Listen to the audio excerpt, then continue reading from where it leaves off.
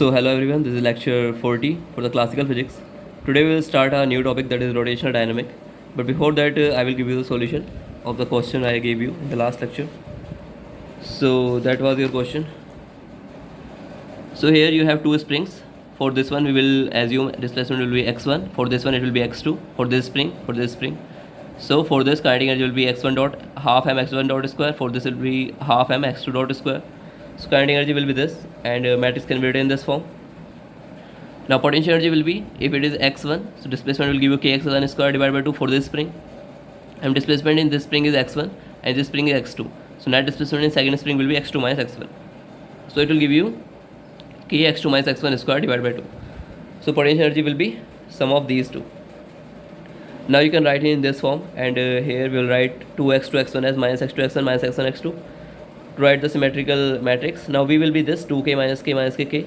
So use the secular equation v minus omega square t. Solve for the omega. So here you will get a quadratic equation like this. So it can be solved in terms of omega square. So it will be omega naught, you can find this way, minus v plus minus root under b square minus 4c divided by 2a. That is the formula for quadratic equations. So here you will get omega naught square will be this, and omega naught will be came out to be this, plus minus 3 plus minus under root 5 and root k by 2. So when you take the ratio, this k by 2 will cancel out, and you will get as your 3 plus root 5 under root and 3 minus root 5 under root. So this will be your answer, means ratio will be this. So that's how you can solve. Now let's move to the new topic, that is rotational dynamic. So before understanding this, I will tell you what is moment of inertia, because this is the base of this rotational dynamic, the moment of inertia. So it is nothing but it's the analogy of mass, as we have know about the mass when we have a translatory motion or translation motion. So we remember that whatever role play mass there, so that is the same role played by moment of inertia in the rotational dynamic. So let's see what mass plays in the translation motion. So mass plays a role of inertia. So it is the property of inertia. Means if it is in rest, particle in rest, then this will means oppose the change in this state. Means you need to put a force, if this m mass, to change its state of rest. Now if this mass is more, then you need to apply a more force, and if the mass is much bigger than that, then you need to apply a bigger force. So that's how higher the mass, the higher will be the inertia to which is required, which will oppose the change in the motion. So that's why we write force as ma, because force will be large required, as mass will go up, force will go up. So that is the property of inertia that will oppose the change. Okay. Same in the moment of inertia, we represent mass as the analogy as I, and I is nothing but mr square. So this particle is in rest. Now to rotate this particle, so you need to change the state for this particle. So to rotate this, you need to apply a torque. So here you applied force, here you applied torque to change the motion. Now more this I for this particle, then more will be the torque required to rotate this. So that is the same thing. Now this moment of inertia opposes the change in its rotational state. Okay. So to move it fastly, you need to apply a more torque. So that's how you can say. So you can write analogy as force equal to ma. Same in place of mass, it is I, and alpha is the angular acceleration. So torque will be I alpha. So same you can relate that torque will increase as the moment of inertia increases. So that is the rotational motion.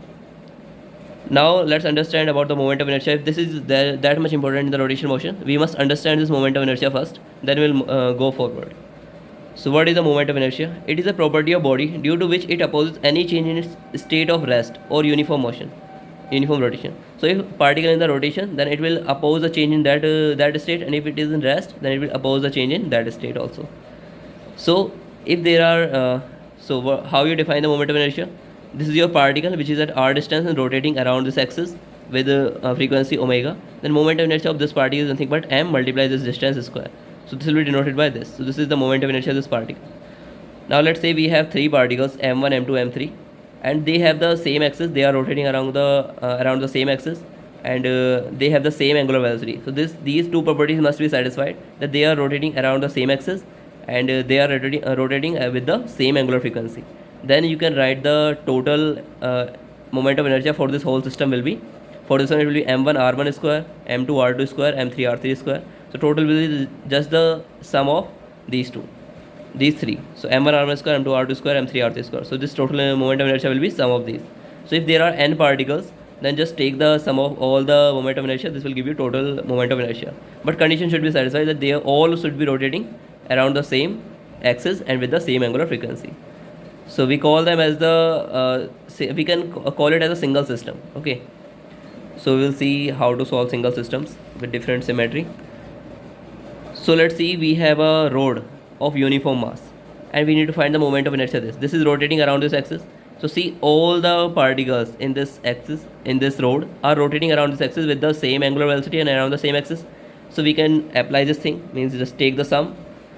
So let's say we have some dm mass here and distance is x. So moment of inertia of this dm particle will be dm x square. Now for any particle it will be dm x2 square, dm x3 square. So that's how. So x is going from 0 to L. So this will be your total moment of inertia. Now to find this value, you need to find the value of dm. So you know how the mass is distributed. That is lambda is mass per unit length, that is m by L. So mass is nothing but lambda into L. So if you know the length for this particle, this distance is dx. This length is dx for this particle. So mass will be lambda dx. So in place of dm, you can write lambda dx. Now you can integrate, because with this length limit you can't integrate. So you need to put in place of dm dx. So I told you how dm equal to lambda dx. So 0 to L, now it will be x cube by 3 and you can put the limit. So moment of inertia for this complete rod will be ml square by 3. So if this is rotating around this, so this will be ml square by 3 and length is L. So that's how you can find. Now let's see if the x is in the middle of this, then how can we solve? Now see, the length will be going from minus L by 2 to L by 2 and we will apply the same thing. Every particle will have the distance, and let's see, we have this x distance. So it will be x square dm. If mass is dm, then the length will be dx and dm will be lambda dx as we did there. Now the limit will be changed, minus L by 2 to L by 2, and it will, what you will get, see, in place of dm you will write lambda dx. So it will be lambda 2. You can write this limit as 0 to L by 2 and you can multiply with 2 here. So x cube by 3 will give you L cube by 8 into 3 and this will be ml square by 12 for this rod. Now see, with the axis, we are seeing that moment of inertia is changing. When means where we are placing our axis, moment of inertia is depending on that. Means how the rotation is taking place, how is the symmetry. So when this whole rod was this side, this was this moment of inertia. When this rod is in the middle, means the axis is in the middle and it's rotating around it. So we get the different moment of inertia. Now we'll see that what is the relation between these two moment of inertia. But before understanding that, let's see two theorems which we apply in the moment of inertia concept to find these things. So there are two theorems related to moment of inertia. First is parallel axis theorem, and this is applicable for any type of body, 1D, 2D, 3D, any type of axis. So let's see what is the parallel axis theorem. So let's say we have a rod and this is your center of mass for this rod. So always remember here the center of mass is very important in the parallel axis theorem. So an axis is passing through the center of mass and there is another axis which is parallel to that axis which is passing through the center of mass. So you can, if you know the center of moment of inertia along the center of mass, then you can find the moment of inertia with any axis which is parallel to that. So see, we need to find, we know around this and we need to find along this axis which is parallel to this, and this distance between these two, the perpendicular distance between these two axes is x1. So moment of inertia along the I1 will be I0, which is along the center of mass axis, plus total mass of this rod multiply this x1 distance square. So this is the parallel axis theorem. Now if you need to find the with respect to some I2, so this distance will be x2 and again I0 plus total mass m x2 square. You can't write in terms of this I1, okay, because that axis which is I0 here, this I0 must pass through the center of mass. So this will be for the I2. That's how you can find for any axis, okay. Now this is your parallel axis theorem. You can apply this here also. See, you know along the center of mass is ml square by 12, and when you put this axis and at the end you will get this. So moment of inertia along the axis which is passing here, so that will be ml square by 12 plus total mass m multiply distance between them is L by 2 square. So it will give you ml square by 12 plus ml square by 4, that will give you ml square by 3. So that's how you will get the same result. So that's how they are related. So you can find the these moment of inertia with the help of parallel axis theorem. So that is the importance of parallel axis theorem. Let's see the statement. The moment of inertia I about a given axis is equal to the moment of inertia of the body about an axis parallel to the given axis and passing through the center of mass, that is I0 plus mx square, where m is the mass of the body and x is the distance between the two parallel axes. So remember this. Now let's see the second theorem, that is perpendicular axis theorem. So this theorem is applicable only for the 2D bodies or the planar bodies, rectangular sheets, circular sheets you can see, and for the disk also. So all the 2D bodies you have, you can apply this perpendicular axis theorem, and we call them as laminar bodies also, which is a single plane something. So let me tell you in brief. So if you have any plane in 2D, so find the two axes which are perpendicular and lying in the plane of the body. So the sum of the moment of inertia along two axes which are lying in the plane will be equal to the axis which is perpendicular to that plane. So first find the x cap and y cap are in plane of the body. Let's say we have these two axes in the plane of the body, and these two should be perpendicular to each other. Then and they where they are interacting, these 2 points where they are intersecting, and pass the axis perpendicular to both of them, then moment of inertia along the z will be equal to sum of ix plus iy.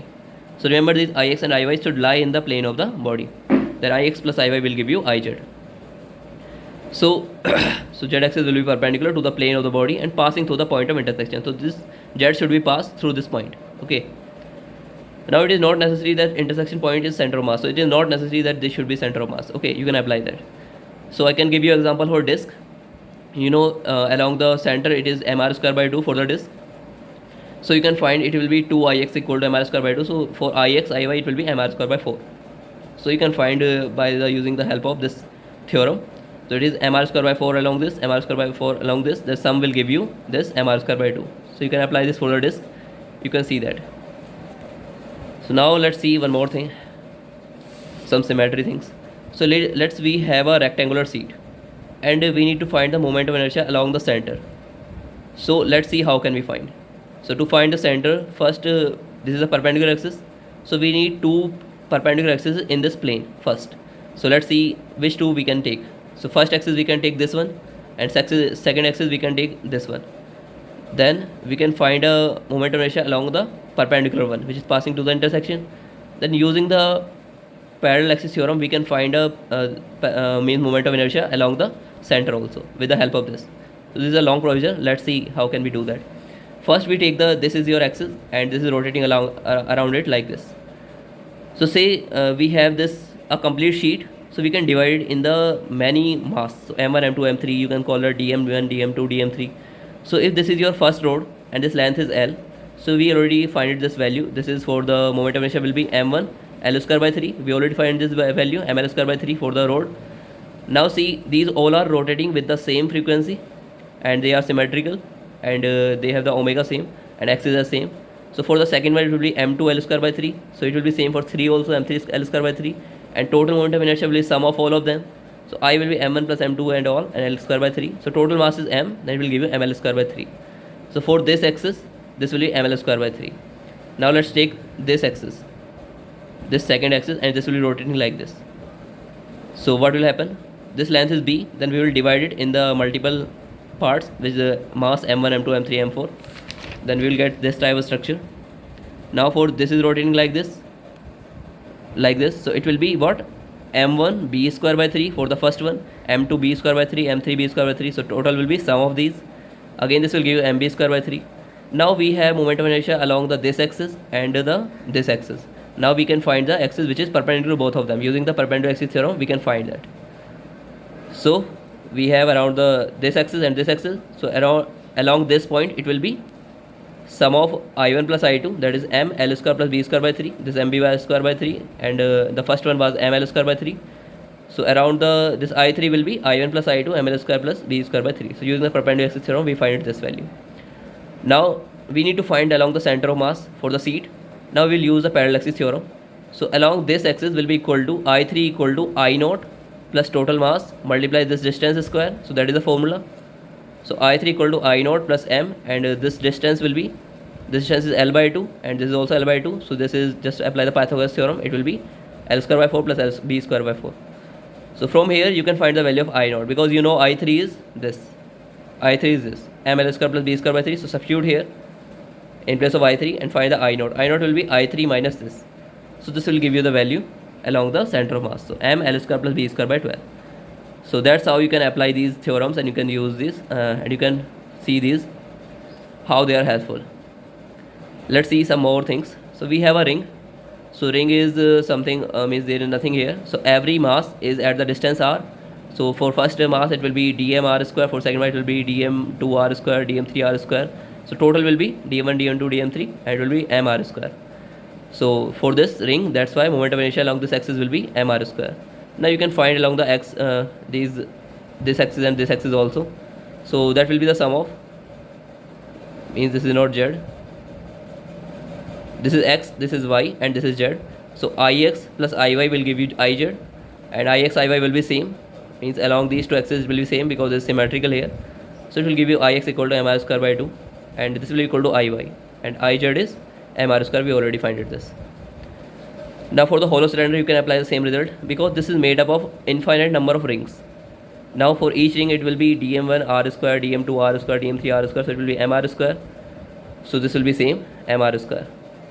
So you can say that first ring has mass dm1, it will be dm1 r square. For second ring it will be dm2 r square, and total will be mr square. So this moment of inertia will remain same for the cylinder also. This is hollow cylinder.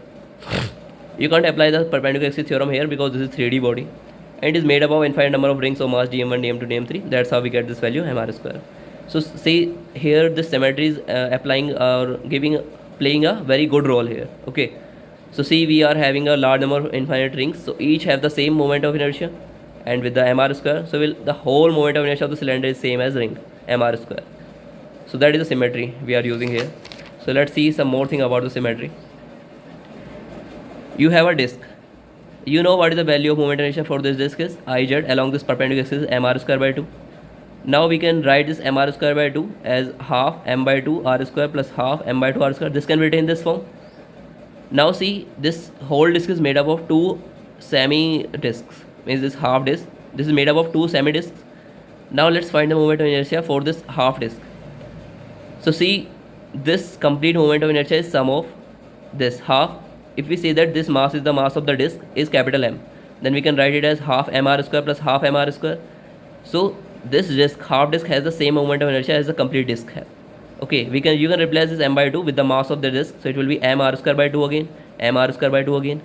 So these disks also have the same moment of inertia. Now again you can divide it into the quadrant, so in quarter, so it will be the 1/4 area.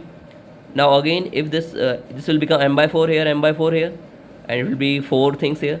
So, and this m by 4 is the mass of this, so we will replace it by m. So again it will give you mr square by 2. So that's why we are saying that all are having the same moment of inertia. Because how is this possible? So it is because when they are rotating, they will give you the same symmetry as the disk. So anything which is giving you the same symmetry as disk will have the same moment of inertia, that will be mr square by 2.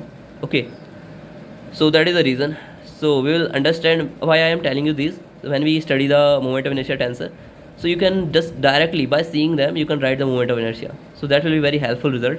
You don't need to go into the very much detail, and you can directly write the moment of inertia. So you must understand these symmetries. So thank you everyone, that's it for today. We'll meet you in the next lecture.